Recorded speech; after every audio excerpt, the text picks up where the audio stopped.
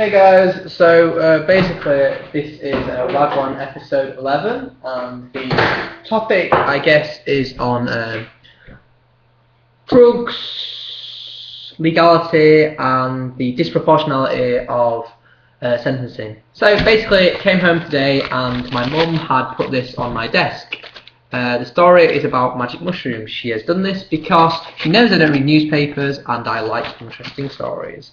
So I basically read this to you guys.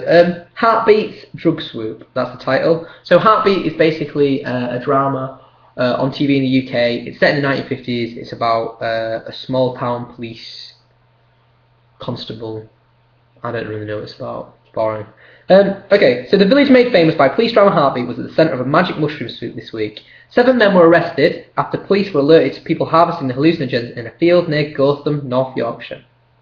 3 men aged 21, 24 and 26 from Hartlepool were held on Wednesday and cautioned for possessing magic mushrooms. 2 men aged 26, a 28-year-old and a 32-year-old, all from Humberside, were arrested on Thursday on suspicion of possessing a Class A drug and released on bail. A police spokesman said, "We have received a number of reports of people visiting the Gorthland area to allegedly pick magic mushrooms.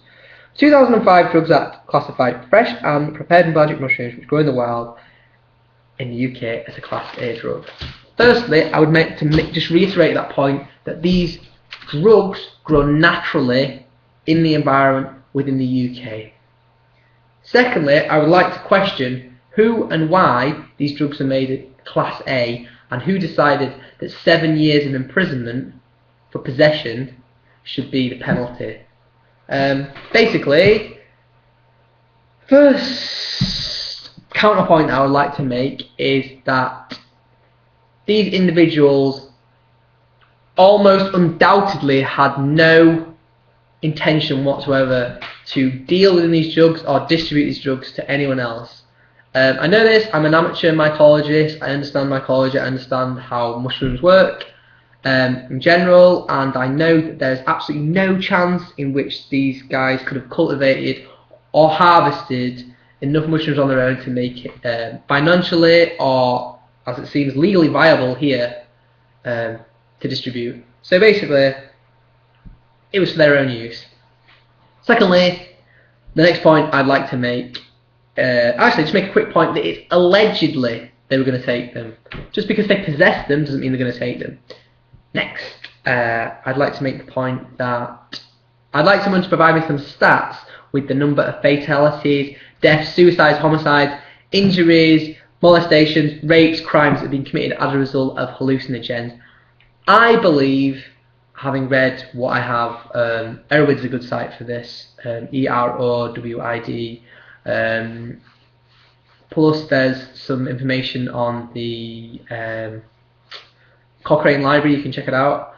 Basically, I believe that there are almost none of these aforementioned things can be attributed to the ingestion or the effects of hallucinogens.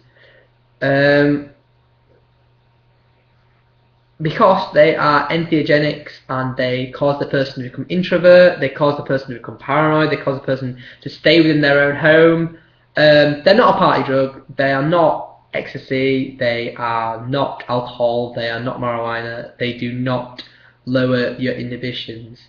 Basically, they make the individual incredibly introverted, incredibly creatively minded, and yes, they do cause visual hallucinations. But I do not seriously believe that many people in the world have been injured or harmed by taking these drugs. Basically, so it begs the question, why are these drugs made illegal, and why is a drug like alcohol and tobacco, why are they still legal? Well, because they make taxes off them. And probably more sinister is the fact that this is all part of the government's control of people. They don't want free thinkers, they don't want radicals, they don't want revolutionaries, they want people who are stuck within their stagnant minds, who think the same because it's easier to control them. Maybe that's my Illuminati thoughts popping out. But yeah, basic point here is why have these guys been arrested and what have they been charged with? Who's the authority that decided that magic mushrooms should be illegal, and have they correctly even been researched? Just look at the effects of nicotine. Just look at the effects of alcohol. Just look at the effects of caffeine on our society. Just look at the effects they have on the NHS. Just look at addiction, depression, early death, heart disease, liver disease, brain deterioration.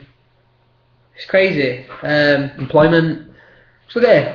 Basically, I just think it's silly that these guys could potentially be facing what is a 7-year sentence for a crime that basically has no victims. They took these mushrooms from fields, from cows. What the fuck are cows going to do with mushrooms? The farmer, obviously, he wasn't going to use them. He was pissed off someone was on his land. Yeah, okay, you can get him for trespassing, I suppose.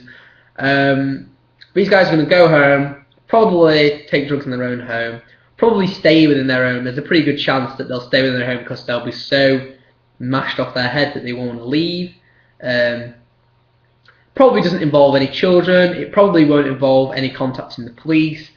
It will probably involve 7 people lying on the floor trying to work out how to climb the steps, while being chased by an enormous bean sprout. Basically, I don't understand why these guys can be facing 7 years. Let's look at cases like Julian Assange and WikiLeaks. Let's look at cases like Bradley Manning. It's crazy. Bradley Manning is going to be facing the death penalty potentially. All he did was tell the truth about what the US was doing. Sickening. Basically, the world is so fucked up. A counterpoint to this is, I think, is it Pete Townsend of The Who? I think it's Pete Townsend of The who was caught using his credit card on a child pornography site, and he was cautioned by the police. So that's absolutely insane. Look at O.J. Simpson. Basically, clearly did kill Ronald Goldman and his wife Nicole, as the Wesley Willis song goes. Got off scot-free. Celebrities, that's what it is. I don't understand what's going on in the world. Look at the politician scandal in the UK.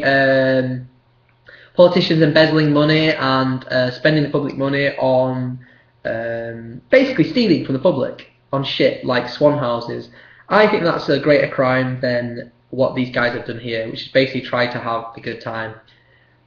I think basically the government don't correctly understand. I've just made drugs legislation up and don't correctly understand the effects of drugs, haven't researched it properly, don't listen to researchers like Professor David Nutt, who actually have the facts. Professor David Nutt was a former government advisor. He's a British psychiatrist and neuropsychopharmacologist. He's basically the definitive knowledge on all things addiction, depression and drugs. Basically one of the leading neuropsychologists in the world. And basically he wanted to downgrade cannabis to a C, and the government wanted to keep it in a B, and he spoke out against it, and he was basically quit his job, along with about 30 other high-ranking researchers who left with him.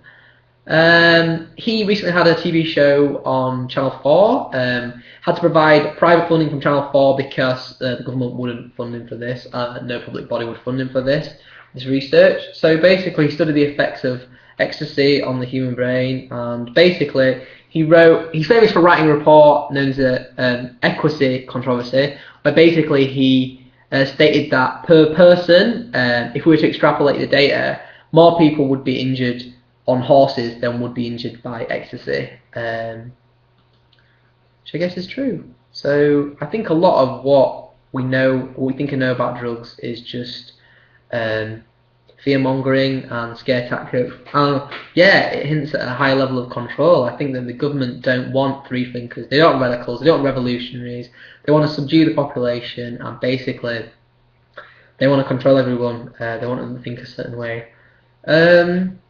Yeah, victimless crime. These guys could be facing 7 years, and fucking hell, people get away with murder and face a lower sentence.